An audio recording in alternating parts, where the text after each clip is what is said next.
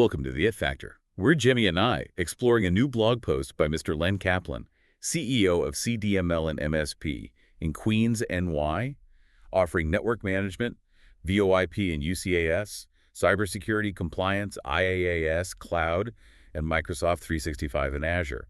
If you're a small business owner or manage IT for a growing organization, this deep dive is for you. Stay tuned. Yes, today we're digging into a really interesting piece from March 8th, 2022. It's by Len Kaplan. He's the head of CDML Computer Services. Right, they're a managed service provider, an MSP, based in Queens, New York, and they really specialize in helping small and medium-sized businesses, Yeah, the SMB market. exactly like yours, potentially. So our mission for this deep dive is pretty straightforward. We want to pull out the key advice from Mr. Kaplan's post about getting SMBs ready, for unexpected disruptions like a pandemic or, well, anything else really. And he neatly splits his advice into two main areas, which is helpful. Yeah, he does.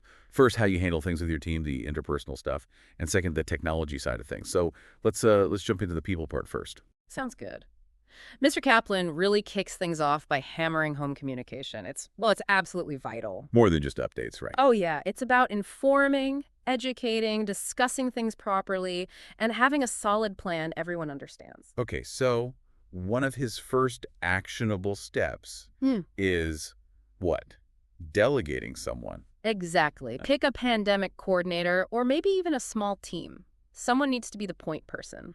That makes a lot of sense. Yeah. Just to keep things organized, yeah. Absolutely. And then he talks about meetings, regular meetings, company-wide, or maybe just department by department. And the point of these meetings is? To educate everyone, talk about the risks, what symptoms to look out for, the basic prevention stuff, hand washing, masks if needed, try not to touch your face, monitoring your own health. Reinforcing those basics. Okay. It sounds simple, but it's so important. It really is, and it builds that awareness. He also stresses having a clear reporting structure. For what specifically? Like if you feel sick. Yeah, exactly. If you're ill, if you need to be absent, or even if you just have concerns, there needs to be a clear path so information gets where it needs to go quickly. No confusion. Got it. And he has this interesting idea, a buddy system. Yeah, I thought that was quite insightful. Simple concept. Staff just kind of keep an eye out for each other. How does that help, practically speaking? Well, it's an extra layer of support. And, maybe someone notices a colleague seems a bit off before they even realize it themselves. Helps catch things early. That's a really human touch. Oh. Okay, moving on. He mentions classifying staff based on risk. Right, using OSHA's categories. There are 4. Very high. High, medium, and lower risk, or caution. Okay, OSHA risk levels. Yeah. How does knowing that actually help me as a small business owner? Well, think about planning. If you understand the different levels of potential exposure for different roles in your company, it helps you build a better disaster recovery plan. Ah, so you can focus your efforts, like figure out who really needs to be on-site versus who could work remotely. Precisely. It helps you allocate resources more effectively and just plan for different possibilities. Know your vulnerabilities. Right. Then he talks about actually providing protection, investing in your employees. Yeah, tangible things like latex gloves, personal hand sanitizer, maybe face masks. It shows you're serious about their well-being. It's not just talk, it's action. Giving them the tools. Spot on. And next, he brings up attendance and contact tracking. Okay, tracking who's in, who they saw. Why is that so important? It sounds like it could be a lot. It can seem like a bit much, but imagine, worst case, an employee gets sick. Okay. Having that attendance log, knowing who they might have interacted with closely, it lets you trace potential spreads super quickly. Ah, so you can warn people who might have been exposed. Exactly. And take steps to stop it from becoming a bigger issue in the business. Minimize that disruption. Okay, that makes sense. So that's a good overview of the interpersonal side. Let's switch over to technology now. Right. The big theme here, as Mr. Kaplan points out, is using tech to minimize close human contact where possible. Makes sense. What are some specific strategies he suggests? Well, the first one is probably obvious to many now. Virtual meetings instead of in-person ones. Yeah, Zoom, Teams, etc. We all got pretty familiar with those. Definitely. Keep things moving without everyone needing to be in the same room. Then there's secure remote data access. Okay, accessing files from home. He mentions PAM-protected cloud tech, like Azure ADP. What's PAM in simple terms? Think of PAM, privileged access management, like a really high-tech security guard for your important digital files stored online in the cloud. Okay. A guard. Yeah, make sure only the right people with the right permissions can get into sensitive company information. Super important when people are working remotely. Gotcha. That security piece is key. He also mentions VPNs or SSL VPNs. Right, virtual private networks. These create like a secure encrypted tunnel over the internet. A ton. Yeah, from your employee's computer directly to the company network. It protects the data while it's traveling, basically. Keeps it private. Okay, secure connections. What about things like LogMeIn or TeamViewer? Desktop sharing.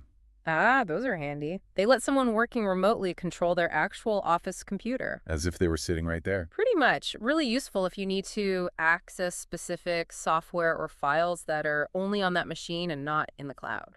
And communication. Yeah. He mentions VoIP telephony, voice over IP. Yep.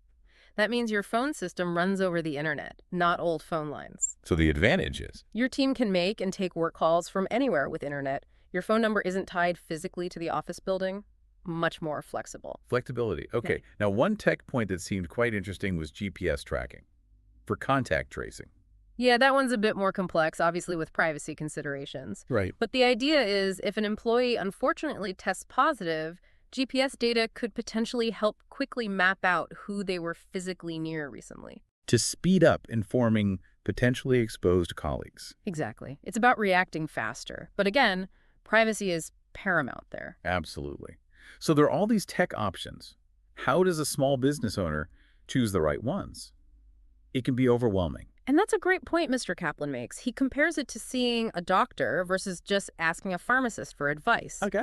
You know, a pharmacist can give general advice, but a doctor diagnoses your specific issue and prescribes a targeted treatment. Tech is similar. So talk to an expert. Yes.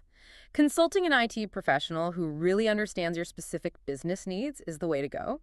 They can help you pick and implement the right tools effectively.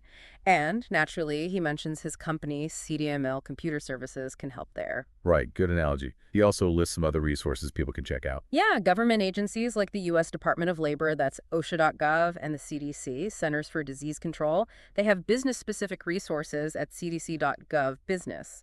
And pandemicflu.gov is another mention. State and local governments, too. And don't forget local hospitals. Good point. They're often on the front lines and prepared for all sorts of emergencies, so they can be a source of advice. Just a bit more on Len Kaplan himself. He's got serious experience, like 40 years in tech.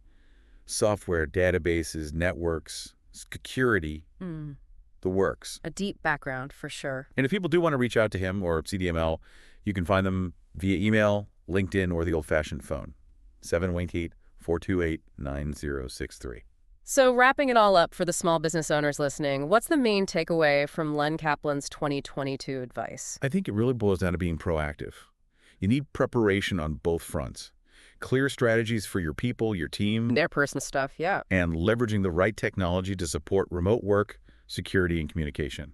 Doing both is key for resilience. Well said. Being ready for disruption, whatever form it takes. Which leads us nicely to our final thought for you today. Considering these recommendations from a couple of years back, what's maybe the one or two most impactful changes your small business could implement starting today to really boost your resilience for whatever unexpected events might come next? That's definitely something worth mulling over. Indeed it is. That's all for this deep dive.